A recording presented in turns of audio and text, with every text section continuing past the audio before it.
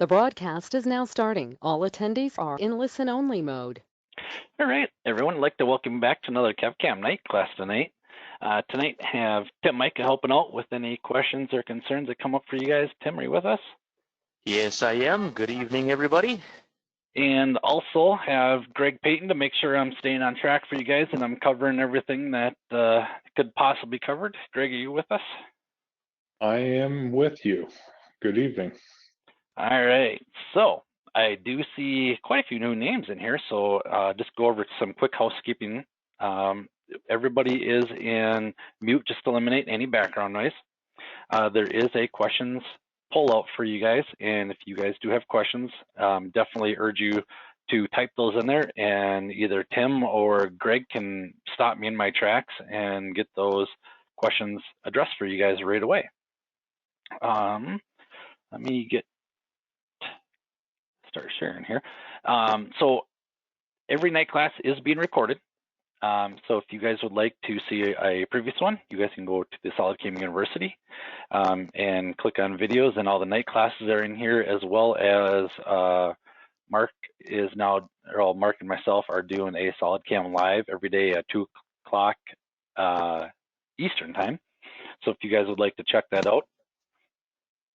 Are you gonna say something, Tim? Nope, sorry. And it's just a half-hour long class. Just kind of doing it off the cuff, answering questions for you guys right as they come in. And with that Now, being Kevin, said, yeah. How do people register for that SolidCAM Live? That is a great question. So last week, I think somebody asked that question, and I really fumbled the ball on that one. So if you guys go to our website, solidcam.com, make sure you got the little American flag in the top right corner. Come to webinars and go to upcoming webinars. And right there, it will bring you to, so you can see April 16th. I think that date's just a little bit off, but right here, you can register and it will send you a link. And these links are good all the way up until March 1st. So if you guys want to just copy that link, May 1st, you guys can copy that link and keep it in your email, or you can come and register every day and it will send you that same link as well. So, all right. With that being said, let's go over the great new Turbo 3D HSR that they've added in there for you guys for SolidCAM 2020. So in Turbo HSR, it is a new roughing toolpath engine that is in the software for you guys. We did cover Turbo Hsm right here in probably a year and a half ago, 2 years ago now, but now they have come up with Turbo HSR. Now, we get the questions a lot is, what's the difference between Turbo, 3D Hsm, Hsm, and Hss? Well, Hsm is all based off of facets, and it is working on the part model based off of the facets, where HSS is working on the surface NURB. But with HSS, we can go in there and we can tell it to gouge check against certain surfaces, where HSM, we don't have that option. So they came out with Turbo Hsm, which is basically a hybrid between Hsm and HSS. So now they've added on to that feature in there and came out with the Turbo 3D HSR. So it is a true 64-bit multi-core processing power. Its main purpose is for something that has a lot of surfaces. So you can see right here, I got this part. It's broken up into many, many different surfaces in there. So I could go through and tell you all the great new features that they've added in there, but let's just show you guys of what's going on there. So like I did mention, it is fully supported by the multi-core functionality or multi-threading calculation. But right now, you will not see it up in the ribbon. In later versions, you will see it up there. But for right now, what you guys will have to do is come to your operations, right-click, add milling, and we'll come down to Turbo Hsr. So here is the new Turbo Hsr. So you have 3 different options in here. We can do a hatch roughing, we can do a contour roughing, and we can do rest machining in here. But things are going to look a little bit different than from what you guys have normally seen before. So it's still looking at the target model, but what I can do, well, let's get some toolpath on here first. So I'll turn this to hatch for right now. And starting at the top, so we got our geometry, and I'll cover our surface offsets here shortly. We have our stock, and the respect to stock, we can set it up to automatically update from the updated stock. We can go based off of surfaces. We can use a 2D boundary as well as a bounding box. Now, where this also can work in your favor is, let's say that we are running with the casting and we don't have the casting file, but we do have the original SolidWorks file. So what you guys can do is we can actually expand this part right here by 100 thou, you know, or whatever you guys would like to put in there for like a casting model as well. So this is all new feature in here. Now, if we want to keep it contained to a boundary material, we can turn on our boundary. Our fixtures, so we can now set up multiple fixtures as well as just going off of a fixture by faces, or we can do extruded curve. So what I'll do in here is we can just do by faces, and what I can do is right click and add my clamping fixture, or add a specific face that I want to tell it not to touch. So for right now, we'll just tell it to, that is our fixture, and I want to stay away from that fixture by, let's do, in metric here, 1 millimeter. Now, you can also set up, so right now what it's doing is it's throwing basically a 1 millimeter safety bubble around everything on my fixture right here. But you guys also have the option, instead of doing a global, we can do radial and axial as well. And I can tell it a radial offset different from an axial offset. Okay. So I'll stick with global here.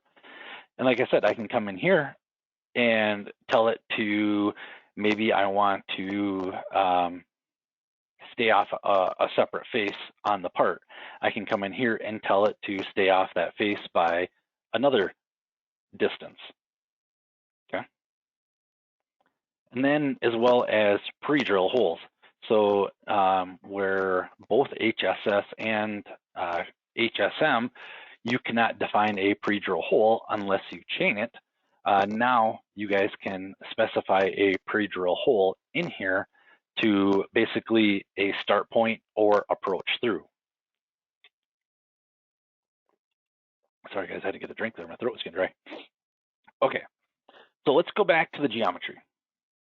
So in here, I am telling it that we are doing a HSR, or I'm sorry, a Turbo Hsr hatch against my target model, and I want to stay away 0.5 millimeters from my finished product here.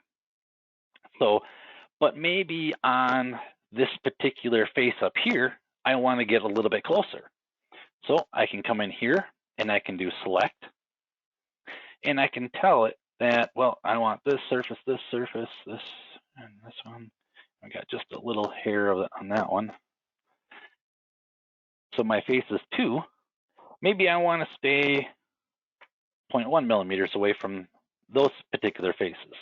So now I have a completely separate offset just for those faces. As well as maybe in here, I want to, on these faces over here, I want to stay a little bit further or close away. So we can come in here, hit select, and maybe this center section.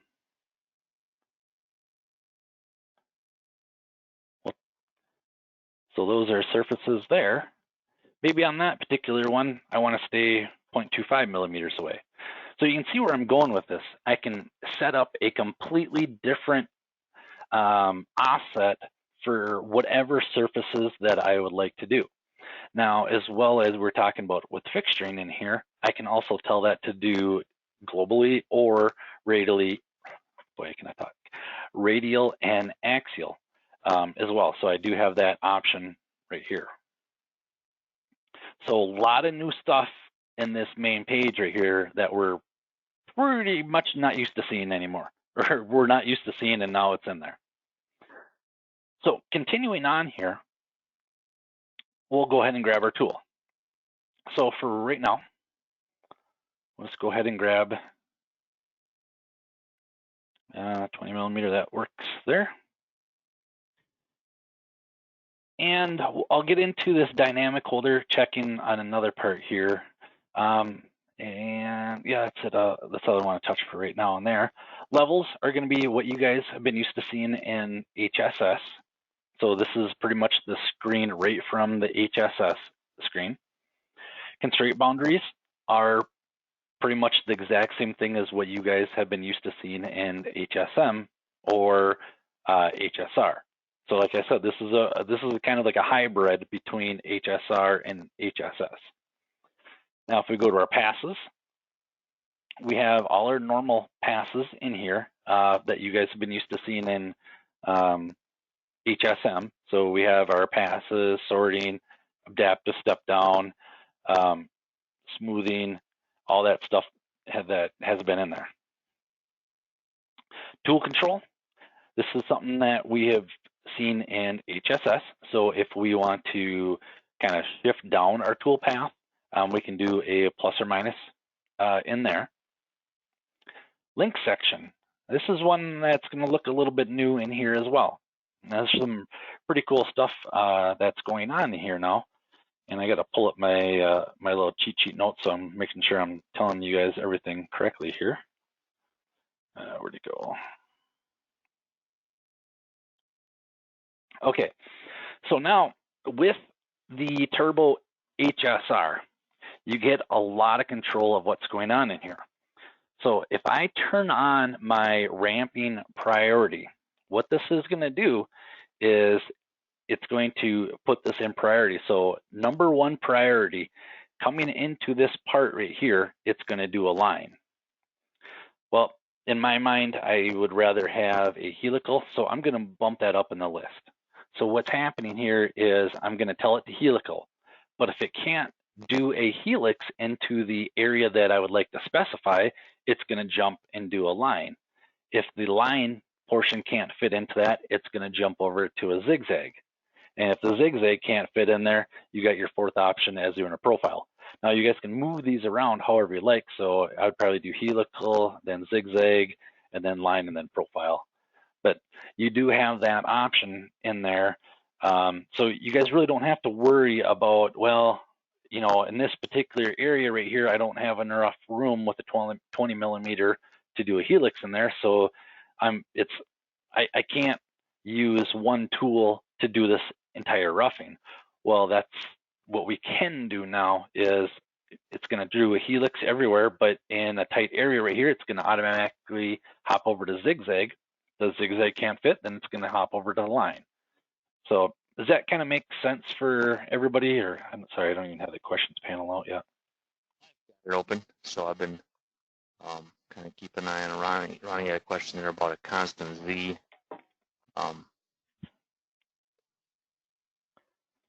Let me see what Ronnie had for. Nope, this is more. Well, let's go over to passes. And right here. So it is a constant step down in, so to answer your question, Ronnie's asking if this is like a constant Z process. And yes, it is. And basically what it's doing is if we take this and put layers in here. So it's going to machine everything that is from the top of our part 1 millimeter down in a layer. And it's going to bump down and do it by layers that way. So yeah, kind of Now, Kevin, maybe we can show this by doing the calculation on it and maybe doing a solid verify or another simulation method.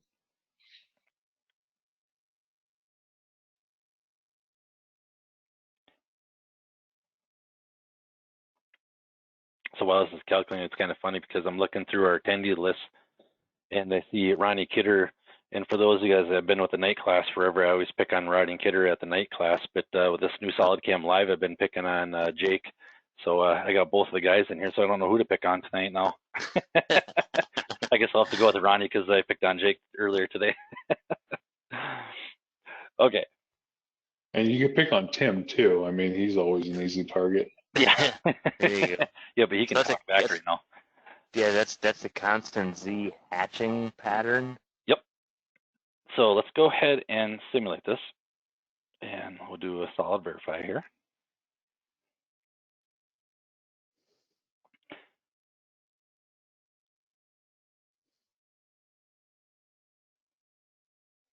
So now, like I told it to stay the 0.25 millimeters from anything on this face up here. I told it to stay away from that top surface by 0.1 millimeters for those two flats up on top, but everything else we're doing at 0.5 millimeters. So, I mean, this to me isn't ideal, I guess. I wouldn't use hatching on this particular part. I would do is switch this over, and let's go ahead and look at contour. So when you guys switch back and forth between hatch, contour, and rest machining, you will have to go through and redefine the areas that you would like to stay away from. Now, the software does remember what was done, or all your faces that are in there. So I can come in here and say add my faces 3. That one was, let me turn off my toolpath here. So we can see.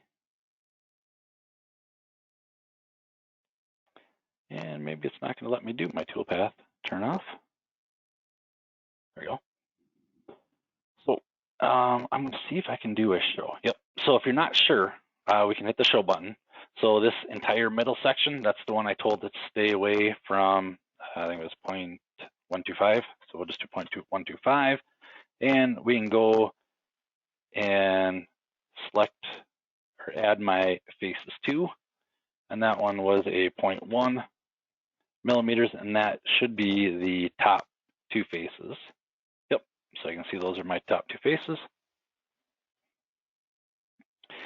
And we'll go ahead and turn on our stock recognition, as well as add our fixture in here.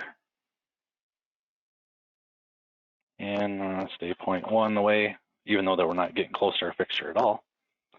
And let's go ahead and take a look and see what this path is looking like now.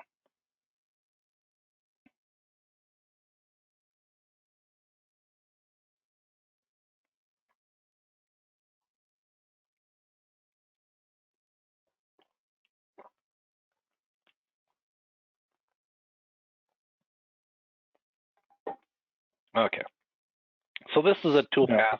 Oh, good. Another thing that you'll notice is that for anybody that's used HSR or HSM in the past, the calculation times here are much, much faster than what you got with previous operations. This Turbo Hsm is calculating things at a much greater rate than the older operations. Yeah, let's do, let me open up my task manager here. And we'll go to performance. And open resource monitor here. Try to get this in a view that you guys can all see. And I'm going to go to, why am I missing this? CPU. Okay, so right now, this particular computer running 8 cores in here. Now, if I come in here, and I'll just go ahead and do a save and calculate again, we can see that it is equally pinging all 8 of my cores simultaneously here. And that's where, like what Greg is just saying, that's where the speed really comes into factor, is being able to utilize all your computer. So, you know, as a lot of you guys know, with SolidWorks, they only use 1 core.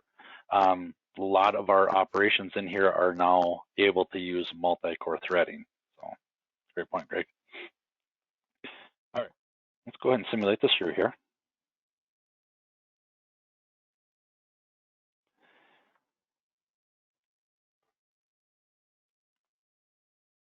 So I guess personally, this is a toolpath that I would probably see a little bit more of. And, you know, the question gets asked a lot is, what should I use for roughing? You know, you guys talk about 3D machining, you guys talk about HSR, and now we have this Turbo Hsr. In my opinion, if you guys are using a high feed mill, so really light cuts, but at a really high feed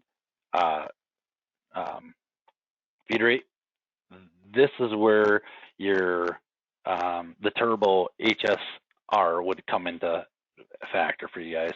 You guys still do have to put a feed rate in there, but with that,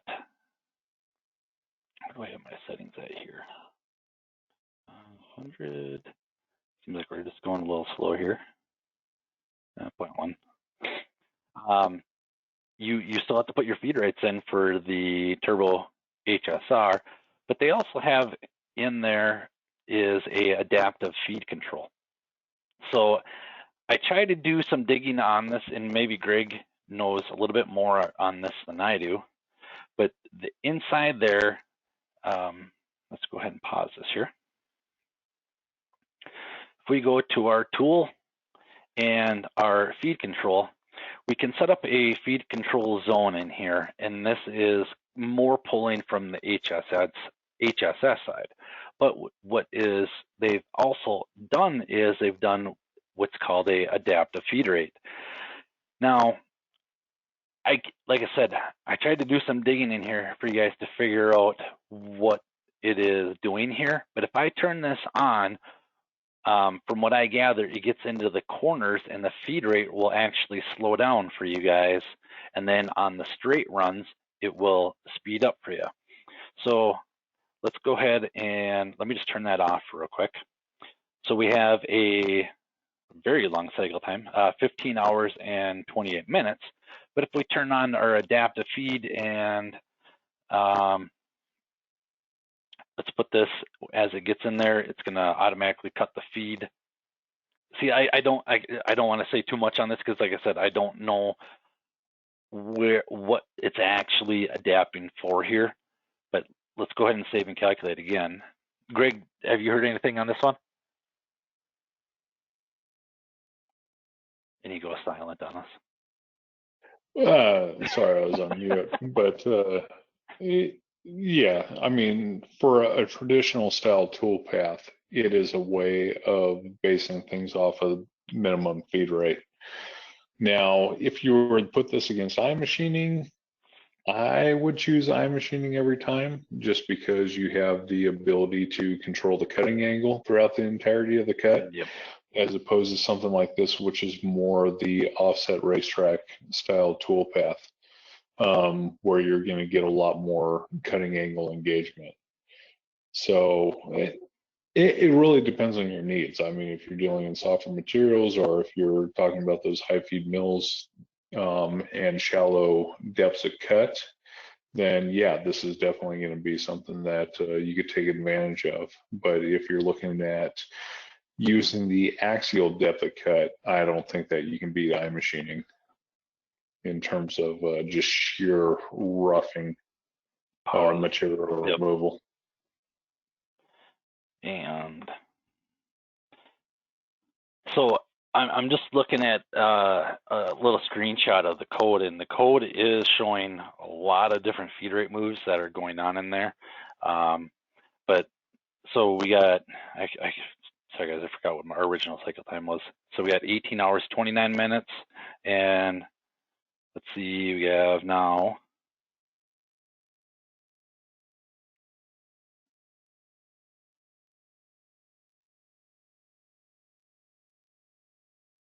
15 hours. So it definitely does slow your feed rate down, kind of like what Greg was talking about, but I'll have to check into that more. But like I said, I haven't set up any feed rates, so of anything that's going on here, or depth cuts or anything like that. So that's why we're getting a really long cycle time right now.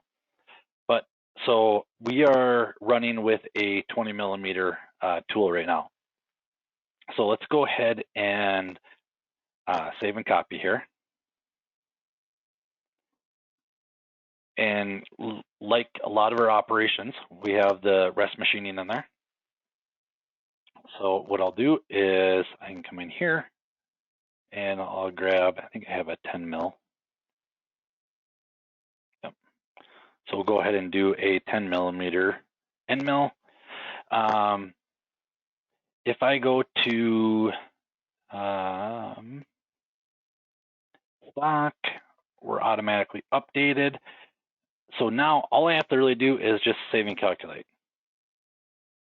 And what this is going to do is it's going to pick up anywhere where that 20 millimeter couldn't fit into. So it's just basically rest material, which stands for remaining stock, is going to look and find if there's any excess material. Now this one does take just a little bit longer to calculate because it's going through and it's looking at every little nook and cranny where the 20 millimeter couldn't fit into, and now the 10 millimeter can. So let's give it a second here.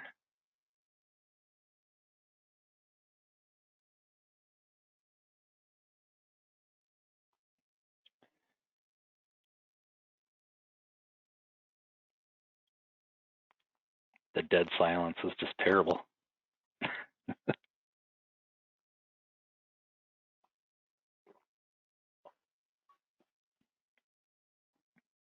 Tim, that was your cue. Sorry. I was trying to think of a quick comeback on that, but I was kind of drawing a blank. So It's past Tim's bedtime, so it is. All that practicing for that harmonica solo is lost now. I'll break into a drum solo here if you please no. It's bad enough our guys have to listen to Darren's guitar skills when they call the support line. Okay, so you guys can see right here, it's exactly doing what we told it. Any remaining stock that was left over to come in there and get it with the 10 millimeter in there. So nothing new there. All right, any questions on this particular part here? I do have one other part that I'd like to show you. I know we're getting close on our end time here, but all right, so let's go ahead and close this one out real quick.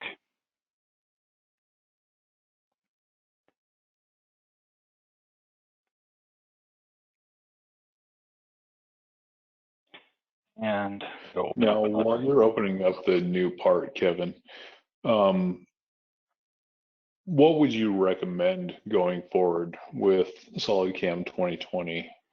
Do you think that people should be using the Turbo Hsr over the standard 3D Hsr going forward, or are there certain limitations there that, I'm trying to figure out how I want to word this, but are there certain instances or tool paths that you would recommend one over the other with? You know, it's very part specific. The one thing I like about the Turbo 3D Hsr is what I'm going to show right here now is the tool holder. So what it will do is it will automatically adjust the tool path for you guys based on the tool holder that you're using. So when you're getting into a very, well, not a very deep, but a deep pocket like where we're looking at here with a tapered wall, but we want to use a big of an end mill, but we want to be choked up on that end mill as much as possible. So what we can do is, you know, use that feature there, but you know, it's just like any one of our operations inside SolidCAM, especially on the 3D side. When it gets to 3D parts, lot of you guys will know by now that, you know, HSS works great for, you know, if I want to throw a fillet around the outside. But if I want to machine this entire part, I can use Hsm. So it is very part specific. I really like the Turbo 3D Hsm and the Turbo 3D Hsr just because it is a hybrid of HSS and Hsm together. So it really kind of helps you guys. The more toolpath options that we can give you guys, the better end result that you'll have. Now, the only downfall to that is we get so many options in there. It's, well, Christ, I got, you know, 30 different toolpaths to choose from. Which one should I choose from? That does get a little bit tough, but, you know, seeing parts and programming on a daily basis, that will help you out a little bit more. But that's, you know, when you guys run across that particular situation, Ronnie gives us a call and say, what's the best toolpath for this? I think between Greg and myself are the youngest guys on the team, and we've been doing this since 2007 with SolidCAM. So, I mean, if you get Russ, he's the old dog. Just don't tell him I said that, and he knows how to do everything inside there, little tips and tricks. So we're here to help you guys. I guess where I'm getting at is we're here to help you out in any way possible. But I know that's not really a direct answer for you, Greg, on which one would be better. But they all definitely have their benefits. Right. I feel like 3D HSR, the older style toolpath, kind of gives you access to just about every parameter that you'd like to change. Whereas the Turbo HSR kind of condenses everything to what you would normally need and kind of curates everything to where you can get things done in a much faster manner, and there's not a lot of buttons that you have to press to get the results that you want. Yeah. Whereas if you really need full control, you can go back to that 3D HSR and control every little thing. So this kind of like condenses everything down into a much more manageable bite, I guess, or quicker. Yeah, you got process. You got the easy. Well, let's just kind of call it. You got the easy button using 3D machining, or as machinists. Well, I would say majority of us, we're all anal, and we like to see our toolpath a specific way. So if you want to take that route, you can get those options and do it that way as well. All right, so we'll go ahead and add a Turbo Hsr here. Oops, clicked on the wrong one here. Add milling.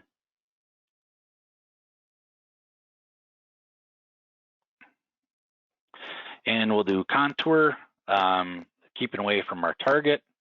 We can turn on our stock.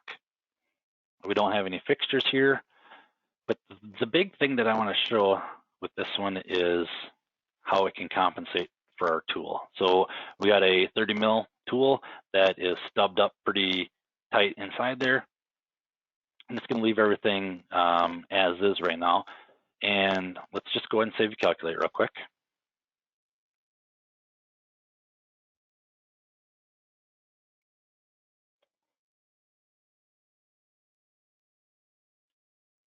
Okay, so let's go ahead and simulate this here.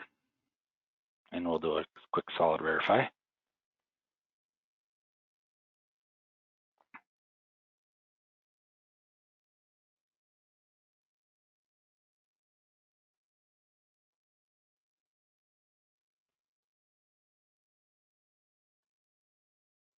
Suppose I could have picked a little bit bigger of a step down.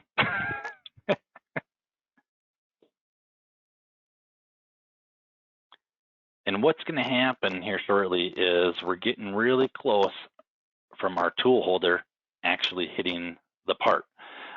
Since we are shanked up pretty tight on that end mill, so now you can see that, I'm just going to say stop, our tool holder is actually gouging into our part.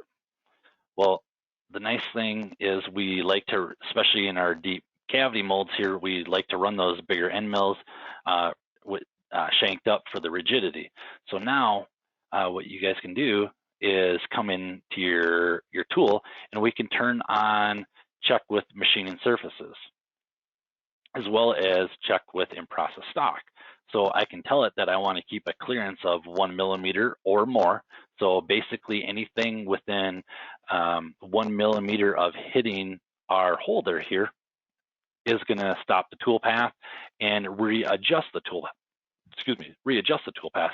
So let's go ahead and save and calculate. Now, if Ronnie was running this machine, I would put this at like 0.0001 millimeters to get him a little scared, but it will do exactly what you tell it. So let's go ahead and do a simulate.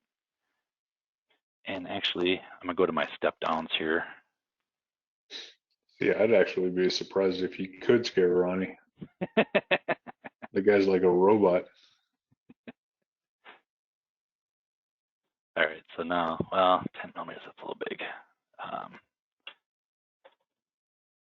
Millimeters.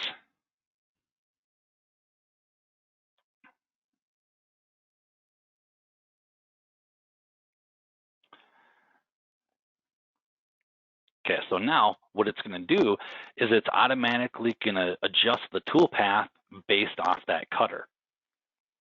So the cool thing is I don't have to worry about my cutter or my my tool holder running into my workpiece, and I can get as deep as possible.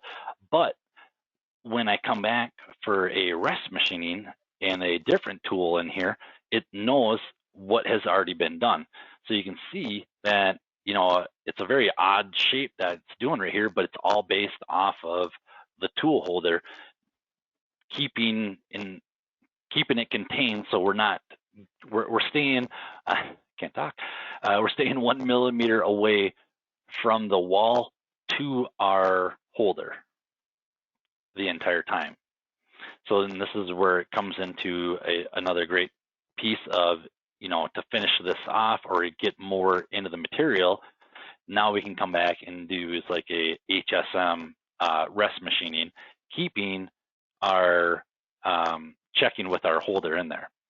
Now, I have in the past seen where the holder has hit, but what happened is the customer did not have a holder defined in their tool.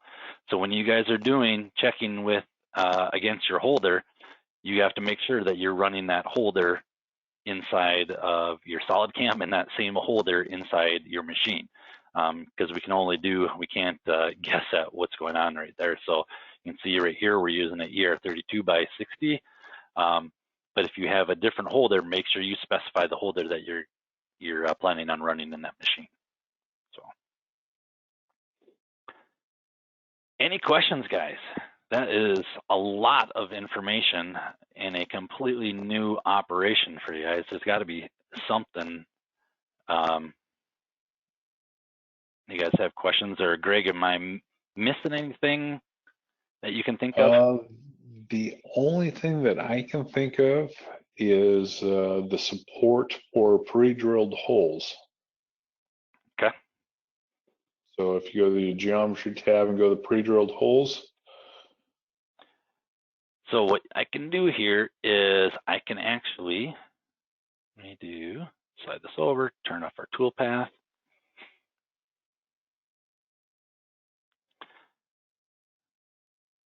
See, I don't think I can, yep, okay, so it's gonna grab that.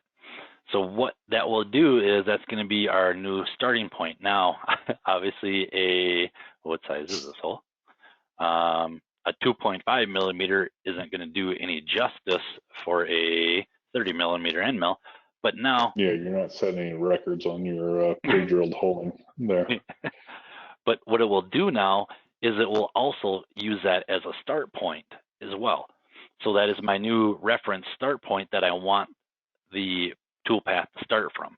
So if we do a top-down view, you can see that my new start point where my green dot is exactly where that hole is, versus if I go in here, if we just turn that off real quick.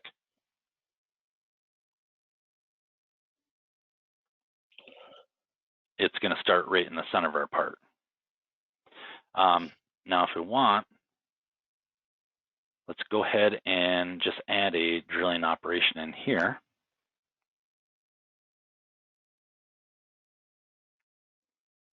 Do new.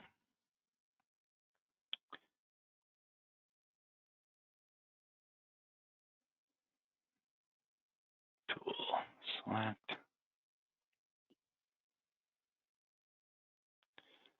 And we're going to add a big old spade drill in here. So we had a 30 mil. Let's go 45 mil. 45. And I'm making this very rough though. Drill depth be here. See if we can calculate. Okay. So now if I come in here, I'm gonna move this operation below it. Open this button back up. And do our pre-drill. And I can grab the drill geometry from our drill right here. Save and calculate.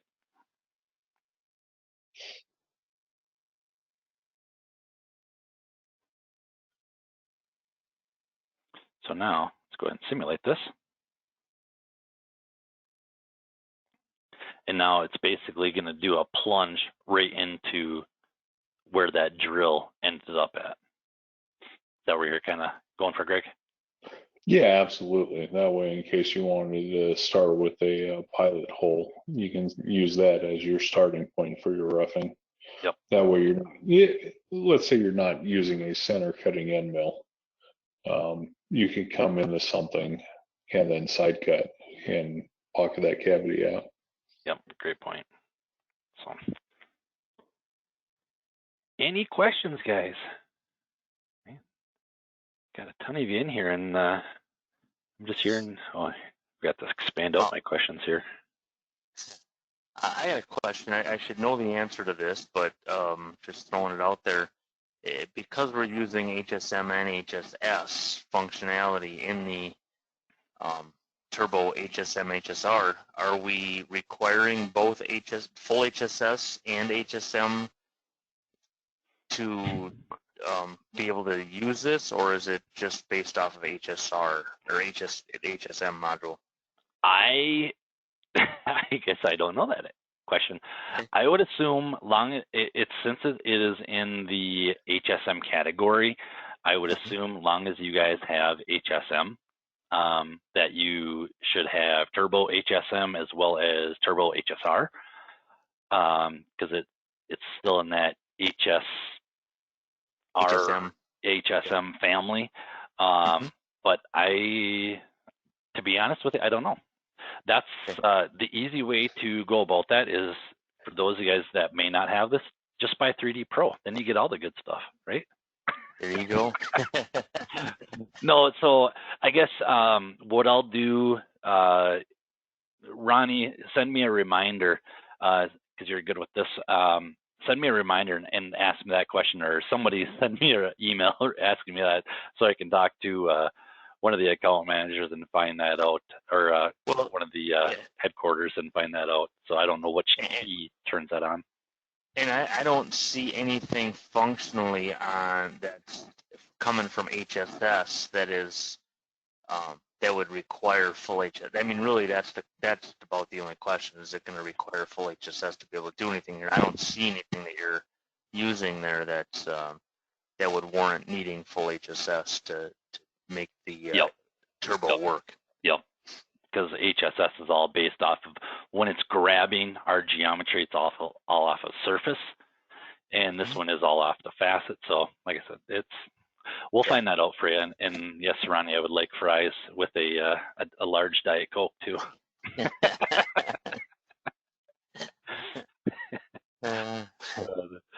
Love this group. All right. Well, with that being said, I know we went a little bit over on our time, but like I said, there was a lot to cover in here. And any questions, as usual, guys, send those over to me via email. Get those addressed right away for you.